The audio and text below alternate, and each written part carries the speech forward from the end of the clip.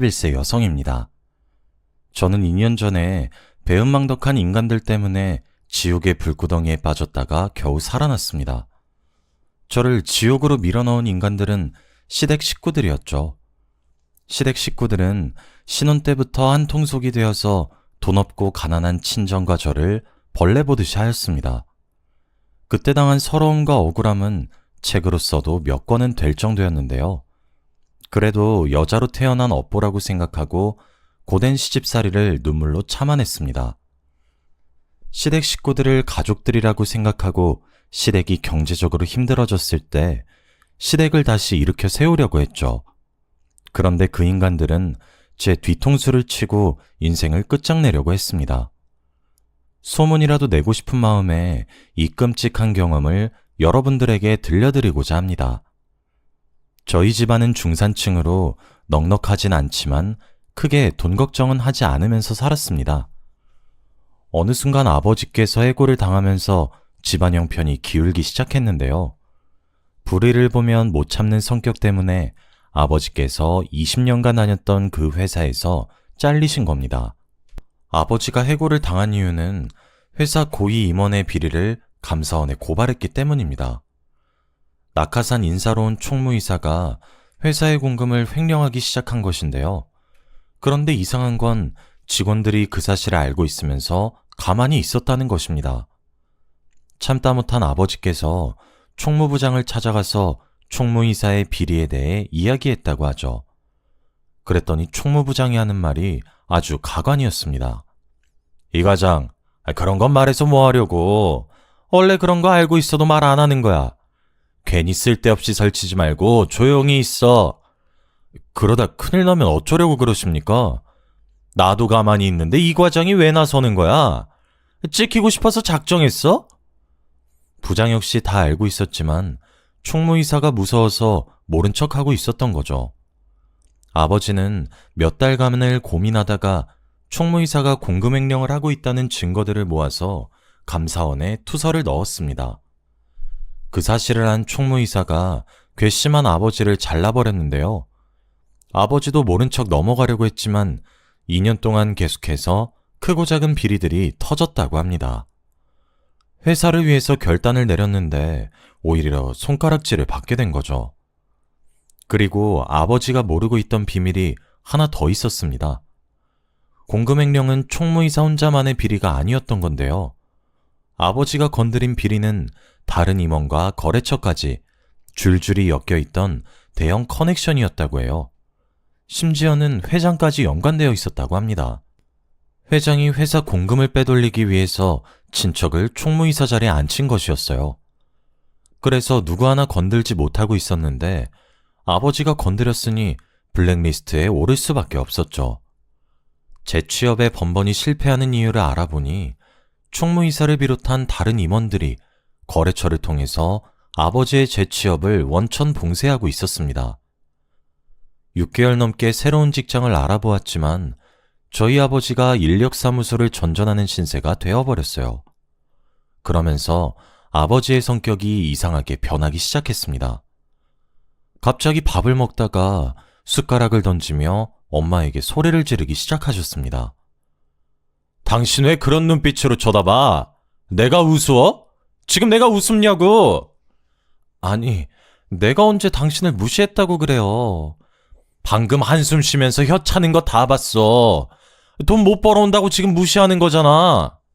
아니에요. 당신이 오해한 거예요. 듣기 싫어. 아휴, 이놈의 집구석.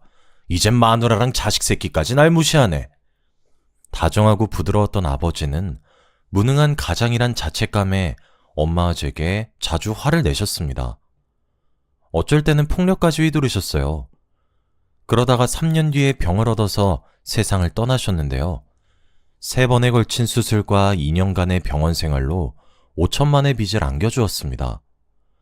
이런 상황에서 제가 할 수 있는 방법은 하나밖에 없었습니다.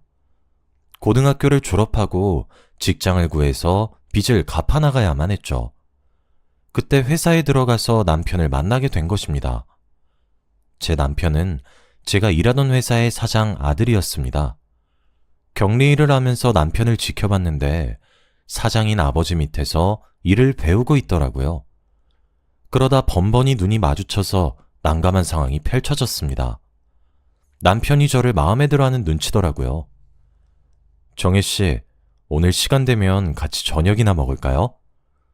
저는 사장 아들이라 신기해서 쳐다본 것인데 제 눈빛이 호감의 눈빛이라고 생각한 모양이에요. 저한테 데이트 신청을 하길래 어색한 미소만 지었어요. 가만 보니까 한 번 차였다고 기죽지를 않더라고요. 퇴근 시간만 되면 같이 밥 먹거나 술을 마시자고 졸라댔어요. 저는 남편이 사장 아들이라는 사실을 알고 있어서 더 이상 거절하기가 힘이 들었죠. 사적으로 몇 번 만나다 보니 저도 남편에게 호감이 생겼는데요. 사장님께서 저와 남편이 몰래 만나고 있는 걸 알아차린 것 같았습니다. 사이가 진지해져서 결혼할까봐 걱정되셨는지 근무 도중 남편을 불러 이야기하는 것을 엿들었습니다.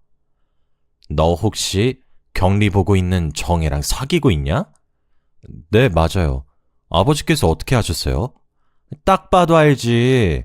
그렇게 티를 내는데 내가 어떻게 몰라? 애는 착하고 참 좋은 것 같은데 결혼할 정도는 아닌 것 같다. 경제적인 수준이 비슷해야지 나중에 부부싸움도 덜 할 거 아니야. 요즘 시대에 조건 보고 결혼하나요? 제가 못 사는 것도 아니고 그렇게 조건 따져가면서 결혼하면 저 영원히 결혼 못 할 수도 있어요. 아무리 그래도 격리나 하던 애를 며느리로 들일 수 없어. 세상에 여자가 이렇게 많은데 하필이면 정애냐? 좋은 말 할 때 다른 애 찾아봐. 그날 이 대화를 엿듣고 얼마나 우울했는지 모릅니다. 제가 생각해봐도 가진 게 빚밖에 없는데 사장님께서 결혼을 반대하는 것도 당연했죠. 제가 부모라도 더 나은 집안과 사돈을 맺으려고 했을 테니까요. 그래서 남편과 멀어지려고 연락도 줄이고 회사에서는 사무적인 대화만 나눴습니다. 제가 갑자기 차가워지니까 남편이 저를 따로 불러서 무슨 일이 있냐고 묻더라고요. 정혜야, 너 요즘 이상하다. 연락도 잘 안 받고 왜 자꾸 피하는 거야? 내가 말 걸면 단답만 하고. 혹시 화나는 일 있어? 그걸 몰라서 물어요? 저 오빠랑 사장님이랑 이야기하는 거 다 들었어요. 사장님이 우리 사귀는 거 못마땅하게 생각하시잖아. 아니야. 우리 아빠가 아직 너에 대해서 잘 모르셔서 그래. 너랑 친해지면 생각 바뀌실지도 몰라. 사장님이랑 어떻게 친해져? 우리 둘만 좋다고 결혼했다가 무슨 일이라도 벌어질지도 모르고. 나도 그렇고 오빠도 그렇고 이제 슬슬 결혼할 나이잖아. 더 좋은 사람 만나서 결혼 준비해야지. 뭐? 그럼 지금 헤어지자는 거야? 아무리 그래도 이런 걸로 헤어지는 게 말이 돼? 정혜야, 다시 생각해보자. 아버지랑 엄만 내가 설득해 볼게. 남편이 이런 식으로 저를 붙잡으니까 헤어지기 어려웠죠. 남편은 부모가 반대한다고 저를 포기할 생각은 없다고 걱정하지 말라고 했어요. 그리고 진짜로 사장님을 설득시키기 시작했죠. 저를 데리고 집으로 가서 식사도 하고 술도 한 잔씩 하면서 사장님과 사적인 대화를 많이 나누게 되었습니다. 진짜로 사장님이 절 좋아하게 되실 줄은 꿈에도 몰랐는데 2달 뒤에 저희들의 결혼을 허락하시더라고요. 그런데 나중에 알고 보니 이제 제 시아버지가 되신 사장님께서 남편과 거래를 한 것이었습니다. 남편은 몇 달 동안 공을 들여서 새로운 거래처를 확보하는 데 성공했는데 만약 결혼을 허락하지 않으면 거래처를 다른 경쟁회사에 넘겨버리겠다고 협박했다고 해요. 뭐? 민철이 너 지금 뭐라 했냐? 땡땡사에 그걸 넘기겠다고? 네가 지금 미쳤어? 감히 아버지를 협박해? 아버지, 협박이 아니라 거래를 하자는 거예요. 정혜를 며느리로 드리고 좋은 거래처 확보하실래요? 아니면 이 거래 아예 그만두실래요? 제가 이 사실을 알았으면 남편을 말렸을 텐데 결국 시아버지께서 결혼을 허락하신 거였습니다. 남편 말로는 시아버지께서 끝까지 결혼을 반대하시니까 마지막 수단을 쓴 거라고 합니다. 전 이것도 모르고 좋다고 결혼식을 올렸네요. 덕분에 저는 시부모님께 밉보여서 원치도 않는 시댁살이를 하게 되었습니다. 제가 시댁까지 찾아가서 따로 살고 싶다고 말씀드리니까 시어머니는 저한테 이렇게 말씀하시더군요. 집 살 돈은 있고? 혼수도 안 내왔으면서 분갈하겠단 거니? 아니요, 어머님. 같이 사시면 어머님이 불편해하실까봐. 불편하긴 뭐가 불편해? 안 그래도 몸 안 좋아서 집안일 도울 사람 필요했는데 잘 됐다. 얼른 이삿짐 옮겨. 제가 남편한테 말해서 따로 살고 싶다고 해도 시어머니께서 시댁에 남아도는 방도 많은데 굳이 분가해야겠냐고 따지셨습니다. 보나마나 저를 옆에 두고 살림을 시키면서 부려먹을 속셈이시겠죠. 결국 시어머니의 바람대로 결혼 후 회사를 그만두고 시댁살이를 시작하게 되었습니다. 예상대로 시어머니께서 저를 갈구시더라고요. 시어머니와 한 집에서 사느라 저는 방에서 편히 누워있지도 못했습니다. 그리고 시어머니만 절 괴롭히는 게 아니었거든요. 손아래 시누이는 저를 아예 가사도우미 취급했습니다. 어느 날은 제게 집안일을 시키다 못해 혼을 내기까지 했습니다. 뭐야 이게? 이건 왜 이렇게 한 거야? 언니, 이리 좀 와봐. 시누이가 앙칼진 목소리로 저를 부르길래 가봤더니 너덜너덜해진 속옷이 보였습니다. 시누이는 이 속옷이 세탁기에서 나왔냐며 왜 이렇게 했냐고 저를 노려보고 있었습니다. 언니, 이건 실크 소재라서 손빨래 한다고 몇 번이나 말했어요. 이게 뭐야? 비싼 건데 완전 걸레가 됐잖아. 시누이는 큰마음 먹고 산 명품 속옷이 망가졌다고 난리를 치더라고요. 이게 얼마짜린지 아냐고 난리를 치길래 한숨을 쉬면서 사과했죠. 미안해. 내가 깜빡하고 그냥 세탁기에 넣었네. 다음엔 진짜 조심할게. 그런 정신머리로 살림을 어떻게 해요? 나 엿먹이려고 일부러 이러는 거 아니에요? 아니, 엿먹이려고 일부러 그랬다니 말이 너무 심한 거 아니야? 내가 일부러 그럴 리가 없잖아. 아이씨, 짜증나게. 돈 없고 무식하면 시키는 거라도 잘하든가. 정말 멍청한 건 답도 없다니까. 저도 화가 나서 목소리를 높이니까 시누이가 짜증을 내면서 제 어깨를 치고 가버렸습니다. 그 모습을 보고 있던 시어머니께서 말리기는커녕 비아냥되기 바빴습니다. 효정아, 그만해라. 시장에서 파는 속옷만 입던 애가 명품 속옷이 뭔진 알겠니? 그러니까 쥐가 실수해놓고 괜히 짜증내고 있어. 시어머니가 은근히 저를 비꼬면서 시누이 편을 들고 거기에 신난 시누이가 저를 대놓고 비웃었죠. 그런 일이 한두 번이 아니었습니다. 거의 매일 일어나서 미칠 지경이었어요. 두 모녀는 제가 뭘 해도 마음에 들어하는 법이 없었고 늘 잔소리하고 구박만 늘어놓았습니다. 남편에게 말해봐도 시어머니와 시누이는 남편이 하는 말을 귓등으로도 듣지 않았습니다. 모두 제 집안이 가난한 탓이라 생각하고 참을 수밖에 없었는데요. 그래도 저를 이해해주는 남편만 믿고 살았는데 1년 뒤 남편이 베트남으로 가게 되었습니다. 시아버지께서 베트남에 수출을 하려고 몇 년 동안 공을 들인 사업체와 드디어 연결이 됐습니다. 거래처를 관리하려면 남편이 베트남에 가야만 했죠. 남편이 이 이야기를 해주면서 저한테 3년만 참고 있으란 말을 해주었습니다. 여보, 당신 고생하고 있는 거 다 알아. 근데 눈 딱 감고 3년만 참자. 내가 베트남에서 성공하고 오면 분가하자. 내가 제대로 호강시켜줄 테니까 조금만 참아줘. 3년? 1년도 힘들 것 같은데 3년? 안 가면 안 되는 거야? 내가 안 가면 당신이 더 힘들어질 거야. 나도 안 가고 싶었는데 당신 시댁에서 나오게 하려면 다녀와야 할 것 같아. 그럼 딱 3년이다. 더 길어지면 안 돼. 그 뒤로 우리 분가하는 거다. 나랑 약속해. 남편을 베트남으로 보내는 대신 돌아오면 꼭 분가하기로 약속했습니다. 다행히 베트남에서 아예 사는 것이 아니라 3개월이나 6개월에 한 번씩 한국으로 들어올 수 있었습니다. 남편이 잠시 한국에 온 사이 딸아이도 가질 수 있었는데요. 제 딸이 걸음마를 시작할 무렵 어처구니 없는 소식을 듣게 되었습니다. 베트남에서 일하던 남편이 교통사고를 당했다는 거 있죠.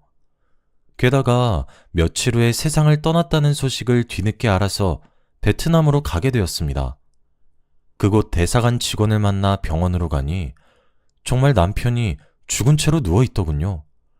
갑작스러운 충격에 말도 나오지 않았지만 저는 남편의 시신과 함께 한국으로 돌아와야만 했습니다.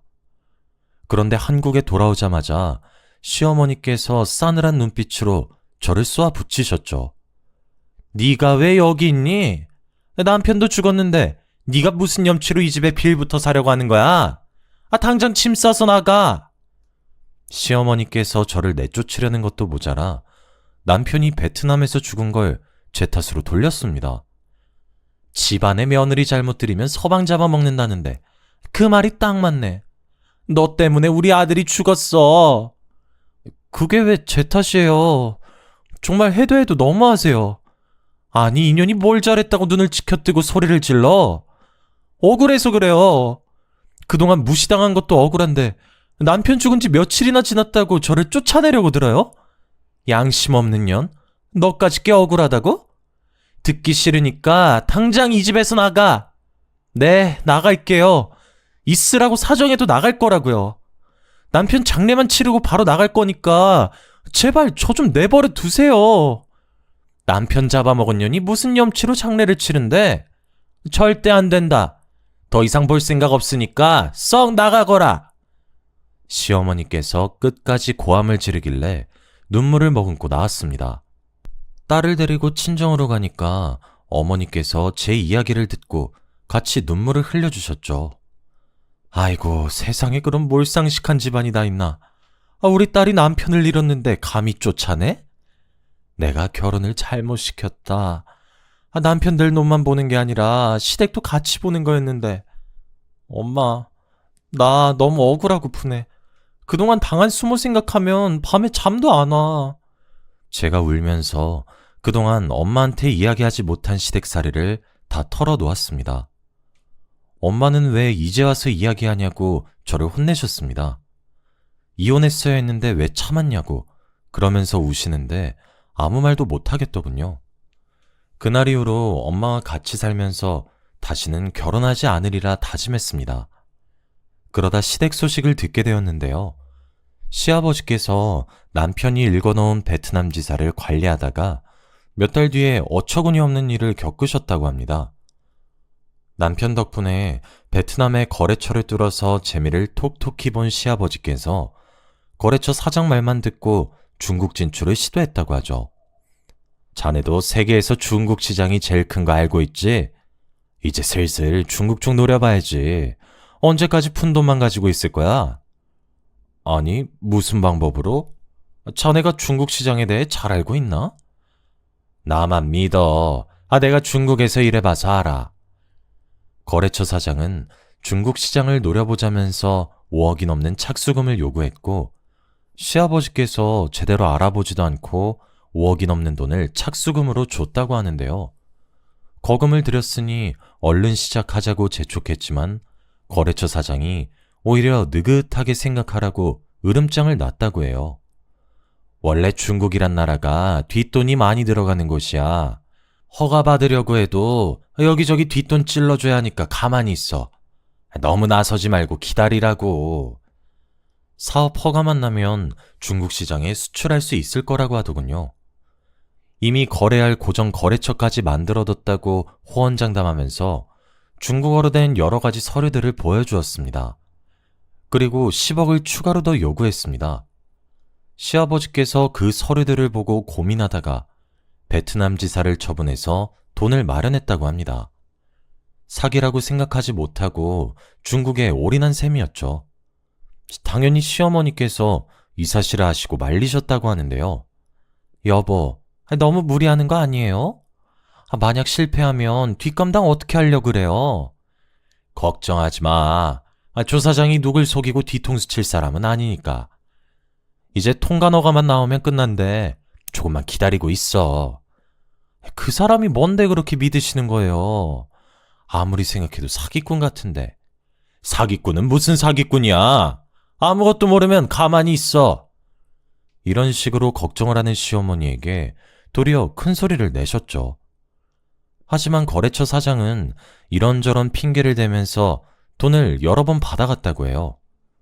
그런데 몇 달 뒤 중국으로 간 거래처 사장이 시아버지에게 뜻밖의 소식을 들려주었습니다. 중국 지사를 내러 비행기를 탄 것이 아니라 아버지 돈을 가지고 튀어버렸다는 사실을 알려준 거죠. 자기가 속았다는 사실을 알게 된 시아버지께서 순식간에 도박에 빠지셨습니다. 몇 시간 만에 일확천금을 얻을 수 있다는 도박꾼 말에 넘어가 마카오에 있는 카지노까지 가게 되었거든요. 처음에는 소액으로 시작했지만 잃은 돈을 만회하기 위해서 점점 더 큰 액수를 베팅했다가 큰 사단이 나고 말았습니다. 회사의 공금까지 곶감 빼먹듯이 쓰다가 회사가 거덜나기 일보 직전인 상황에 몰렸다고 합니다. 덕분에 시아버지께서 15억이 넘는 빚을 지게 되었습니다. 결국 마카오에서 한국으로 돌아온 시아버지께서 이 사실을 고백하니까 시어머니께서 쓰러지실 뻔했죠. 아이고, 이젠 망했네. 어쩌면 좋아. 빚이 15억이라는데 어쩌면 좋아. 시어머니께서 하루아침에 알거지 신세가 되었다며 바닥에 주저앉아 통곡을 하셨습니다. 시간이 지나자 집까지 압류되어서 길바닥에 나앉는 처참한 신세가 되어버렸다고 하는데요. 저희 엄마가 그 소식을 듣고 시댁이 벌 받는 거라고 하셨습니다. 아이고, 꼴 좋다. 돈 좀 있다고 내 딸 구박하고 쫓아내니까 그런 천벌을 받는 거야. 그런 놈들은 혼쭐 좀 나봐야 돼. 맞아. 시댁이 벌 받으니까 우리가 잘 되네. 진짜 사람 죽으란 법 없나 봐. 제가 괜히 이런 말 하는 것이 아니었습니다. 15년 전에 외할아버지가 돌아가시면서 외동딸이었던 저희 엄마에게 논과 밭이 있는 땅을 유산으로 물려주셨습니다. 엄마는 아직 팔 때가 아니라는 동네 사람들 말에 그 땅을 팔지도 못하고 벌금을 물어야 하는 애물단지였습니다. 엄마 말로는 그 땅이 농지여서 경작하지 않으면 벌금을 내야 한다고 하더라고요. 결국 농사지을 형편이 안 돼서 벌금을 피하려고 마을 사람들에게 소작을 주었다고 하죠. 그런데 15년 뒤에 그 일대에 대규모 신도시가 들어서면서 엄마가 돈방석에 오르게 된 것입니다. 저도 모르고 있었던 사실을 어떻게 알았는지 시아버지께서 엄마에게 연락해 아양을 떨었다고 합니다. 저는 이 사실을 엄마를 통해 모두 다 전해 들었고요. 엄마도 글쎄 시아버지께서 도와달라고 아양을 떨면서 들은 말이라고 하더라고요. 안사돈, 소문 들었어요. 가지고 있던 땅이 대박났다면서요. 정말 축하드려요. 쥐구멍에도 벼뜰 날이 있다더니 이젠 갑부가 되셨네요. 뭘요. 남편 잃고 혼자 사는 과부를 하늘이 딱하게 여기신 거죠. 딱하게 여기긴요. 딱한 사람은 따로 있는데. 네? 무슨 일 있으셨어요? 제가 하던 사업이 갑자기 힘들어졌어요. 그래서 조금만 도와주신다면 죽어도 잊지 않겠습니다. 그러면서 자기가 어떻게 사기를 당했고 사업을 망하게 되었는지 이야기해 주었다고 해요. 자기가 사기당하고 자기가 도박에 빠졌으면서 도와달라고 요청하는 시아버지가 무척이나 염치 없어 보였죠. 저희 엄마도 어이없어 하면서 딱 잘라 말했어요. 뭐? 저보고 도와달라고요? 저기요, 이것 보세요. 제 딸 남편 잡아먹은 년이라고 쫓아낼 땐 언제고 이젠 도와달라고요? 어림없는 소리 하지 마세요. 안사돈, 그때 일은 제가 사과드릴게요. 그리고 그냥 도와달라는 거 아닙니다. 회사를 전부 새애기한테 줄 생각입니다. 지금 우리 딸한테 회사 넘겨준다고 하셨어요? 시아버지께서 힘들어도 너무 힘들었나 봅니다. 갑자기 저한테 회사를 준다고 하길래 잘못 들었나 귀를 의심했습니다. 만약 엄마가 가진 돈으로 회사가 부도이기를 면하고 다시 살아난다면 그 회사를 제게 넘기겠다는 겁니다. 제 말 못 믿으시겠다면 변호사 앞에서 각서 써드릴게요. 제발 부탁드립니다. 저 이러다 망합니다. 하지만 아버님, 저는 회사 운영해 본 적도 없고 아무것도 모르는데 무작정 주시겠다고 하면 안 되죠. 그런 건 걱정하지 마라.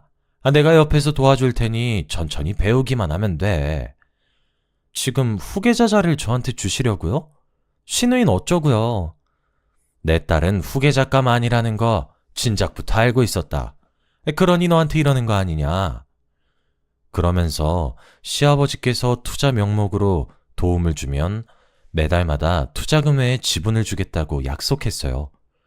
다시는 시댁 식구들을 보지 않겠다고 다짐했는데 엎드려서 비는 시아버지 모습을 보자 측은한 마음이 생기더라고요. 오죽했으면 거의 남이나 다름없는 며느리한테 와서 이러는 걸까요? 게다가 시아버지가 말하는 조건도 나쁘지 않으니 10억이 넘는 토지 보상금을 투자금으로 주기로 했어요. 원래는 그 돈으로 노후 대책을 하려고 했는데 의논 끝에 시아버지의 제안을 받아들이기로 한 거죠. 당연히 저도 갑작스러운 제안을 받아들인 게 걱정되긴 했습니다. 엄마한테 이래도 되는 거냐고 물어보니까 무작정 오케이 한 것이 아니라서 생각이 있어서 승낙한 거라고 하셨습니다. 확실하게 계약서도 받아뒀고 건물보단 회사에 투자해서 매달 수익 챙기는 게 훨씬 나을 것 같구나. 네가 회사 차지하면 CM이랑 신우도 널 얕잡아 볼 일 없을 거다. 엄마가 며칠 뒤에 계약서대로 시아버지께 10억을 투자했습니다. 그 덕분에 시아버지께서 급한 불을 끌 수 있었고 시댁도 압류의 위기에서 벗어날 수 있게 되었습니다. 시어머니도 이 사실을 알고 제 눈치를 보며 고맙다는 인사를 다 건네더라고요. 아가, 고맙다. 그동안 내가 너한테 모질게 굴었던 거 용서해다오. 내가 그동안 생각이 짧았던 것 같다. 정말 미안하구나. 시어머니께서 제 손을 잡고 머리까지 숙이시길래 불편한 마음이 들었습니다. 게다가 시누이까지 제게 사과를 하며 시댁으로 다시 들어와서 살라고 하더군요. 저는 이 사람들을 용서할 생각이 없었는데 저 자세로 나오니 마음이 흔들렸습니다. 게다가 시아버지께서 저를 대표이사로 앉히겠다는 약속을 지키셨죠. 저를 소개하는 자리를 갖기 위해 시아버지께서 고위 임원들 회의를 여신 것이었습니다. 그러면서 저를 대표이사라고 이야기해 주길래 정말 감회가 새로웠습니다. 여러분, 우리 회사를 위기에서 구해낸 신임 대표이사님입니다. 모두 박수로 환영해 주세요. 임원들이 전부 자리에서 일어나서 축하해 주어서 엄청나게 떨렸지만 아무렇지 않은 척했습니다. 격리일만 하던 제가 대표이사직에 오르다니 지금 생각해도 믿을 수가 없는데요. 제가 민폐만 끼치는 것은 아닐까 싶었는데 시아버지께서 이것저것 많이 알려주셨습니다. 회사 일을 아예 안 해본 것이 아니라서 헤매지 않고 금방 배울 수 있었죠. 시아버지께서도 몇 년 동안 저를 가르쳐 주시면서 해준 말이 아직도 잊혀지지가 않아요. 아가, 내가 옆에 있으니까 아무 걱정할 것 없다. 아직은 실무 경험이 없으니까 차근차근 하나씩 배워가면 된다. 처음에는 하루 종일 자리만 지키고 앉아 있다가 시아버지나 임원들이 가지고 오는 결제 서류에 형식적으로 사인만 해주었습니다. 하지만 2년, 3년, 4년이 지나가니 저도 알아가는 게 많아지고 있습니다. 시아버지의 도움을 안 받는다고는 할 수 없지만 대표이사직을 무사히 해내고 있습니다. 엄마도 투자에 대한 지분으로 매달 수익이 통장에 입금되고 있다고 하니까요. 걱정할 거리가 점차 사라져가고 있다고 말씀하시더라고요. 아이고, 내 팔자의 걱정은 무슨 사치다, 사치. 요즘 세상에 가만히 앉아 있어도 매달 돈이 저절로 들어오다니 이런 게 바로 신선노름 아니겠니? 이러다 돈 가지고 도망가는 게 아닐까. 시아버지를 믿지 못하던 엄마도 이젠 마음 놓고 시아버지가 하는 말은 전부 믿게 되었습니다. 저도 아버님을 믿게 되면서 사이도 돈독해져 갔죠. 아버님께서 퇴근하더라도 회사 생활을 하면서 애로사항은 없는지 늘 확인하고 가셨습니다. 오늘은 어땠냐? 사장 자리에 앉아보니 힘들지 않아? 아니에요. 아버님이 도와주시니까 편하게 배우고 있어요. 아버님이 언제까지 도와주실 수 없으니 저도 하루빨리 제 몫을 해나가야죠. 부담 갖지 말게. 안 사돈 아니었으면 난 벌써 알거지에 노숙자 신세가 되었을 거야. 이렇게 이야기하다 보니 시아버지의 말과 태도가 확실히 달라진 게 보였죠.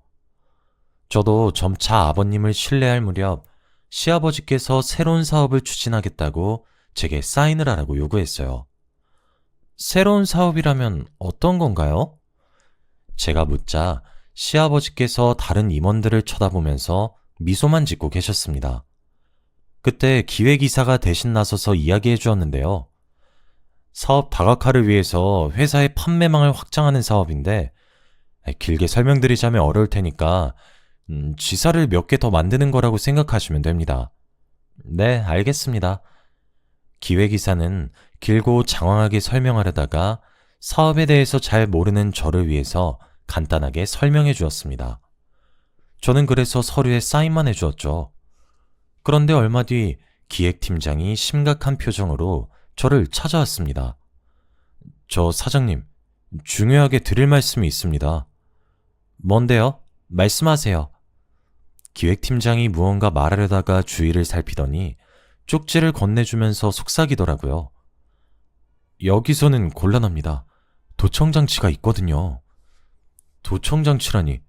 깜짝 놀라서 책상 밑이나 의자 밑을 살펴보았습니다. 그런데 제 눈에는 아무것도 보이지 않더군요. 기획팀장이 준 쪽지에는 퇴근 후에 땡땡 카페로 오라는 말만 적혀 있었습니다. 그래서 그 카페로 갔더니 입구에서부터 기획팀장이 보이더군요. 제가 아는 체를 하니 기획팀장이 부들부들 떨며 말없이 커피만 마셨습니다. 무슨 말을 하려고 저러나 어서 말해달라고 재촉했더니 기획팀장이 믿을 수 없는 말을 내뱉었습니다. 사장님, 뒤에서 다 들었습니다. 전임 사장님 며느리 되신다면서요? 지금 전임 사장님하고 임원들의 농간에 놀아나고 있다고요. 그냥 있다가는 감옥에 가게 될 겁니다. 기획팀장은 아무것도 모르는 사람한테 이럴 수 없다며 잔뜩 흥분한 채 목소리를 높였습니다.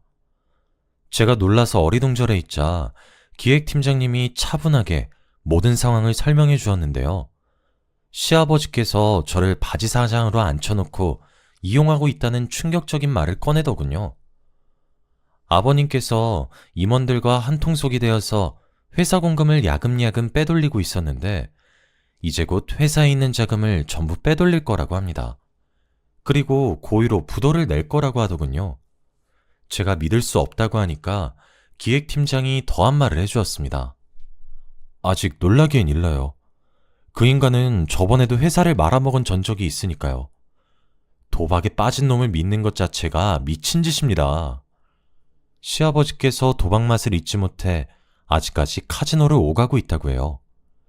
예전에도 해외 출장을 다니면서 카지노에 가려고 회사 공금에 돈을 댔다가 수습하기 힘든 지경에 이르자 동업자에게 뒤집어 씌웠다고 합니다. 이번에는 제가 그 타겟이 된 거고요. 저희 엄마가 돈방석에 앉았다는 소문을 듣고 저희 모녀를 이용하려고 끌어들인 겁니다. 그러면서 얼마 전에 사인한 서류를 언급하더군요. 사장님께서 사인한 서류는 회사를 고의로 부도내는데 이용할 겁니다. 투자자들이 사장님을 고발하게끔 할 게 뻔해요. 시아버지와 임원들이 돈을 챙겨서 도망을 가면 바지 사장인 저는 꼼짝없이 법적인 책임을 지게 되는 거죠. 왜 굳이 아무것도 모르는 저를 대표이사직에 앉히나 싶었습니다. 아직도 아버님을 믿은 게 후회가 되네요. 세상에 누가 투자금 줬다고 회사 대표이사 자리를 내어줄까요? 시아버지를 믿은 제가 너무 바보같이 느껴졌습니다. 그래서 제가 이 사실을 알려준 기획팀장에게 소리를 지르고 말았습니다. 말도 안 돼요. 제가 그 말을 믿으라고요? 입 닫고 모른 척할 수 있는 일이었는데 왜 말해준 거죠? 제 친한 친구도 당했습니다. 민철이 녀석도 몇십 년 동안 이 회사 다니며 모든 걸 내걸었는데 아무렇지 않게 사기를 치더라고요. 그냥 모른 척 할 수도 있지만 자꾸 민철이 녀석이 생각나서 그냥 두고 볼 수만은 없었어요. 큰일이 나기 전에 빨리 손 쓰셔야 합니다. 믿기지 않으면 직접 보라며 기획팀장이 자기가 모은 증거 자료들을 제게 주고 자리에서 떠나버렸습니다. 그래서 저는 바로 경찰서를 찾아갔죠. 형사들과 함께 시아버지를 찾아갔더니 아무것도 모르고 임원들과 회의를 하고 있더군요.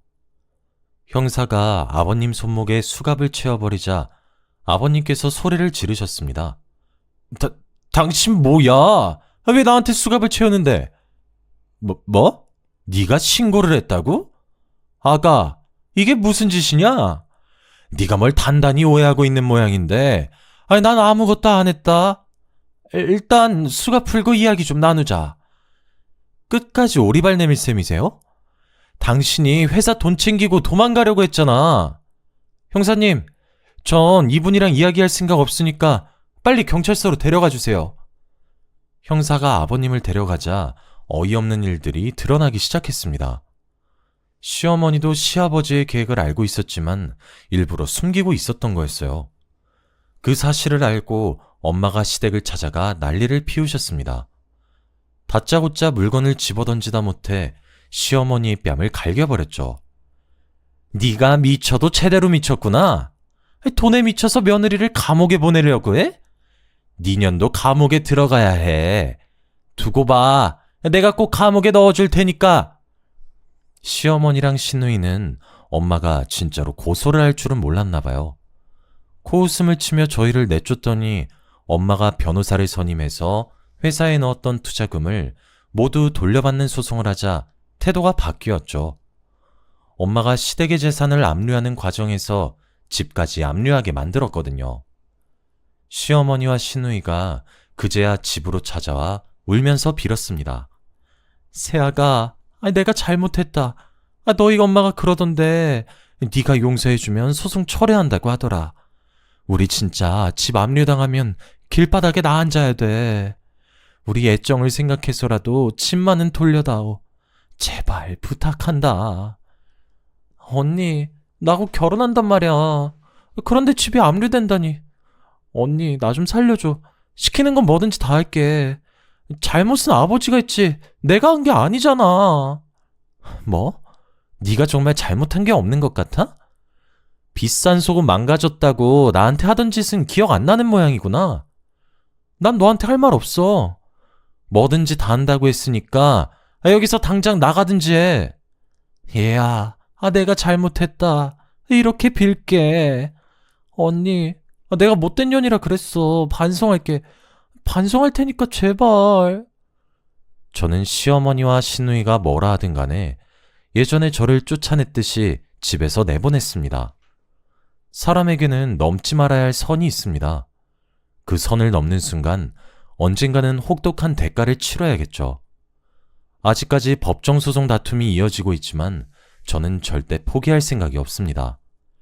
끝까지 가서 저를 속이고 농락한 시댁에게 복수해 주려고 합니다. 이 사연을 보내는 것도 복수하는 방법 중 하나라고 생각하는데요. 제발 부디 시댁 사람들이 제 복수를 달게 받고 진심으로 뉘우치길 바랍니다.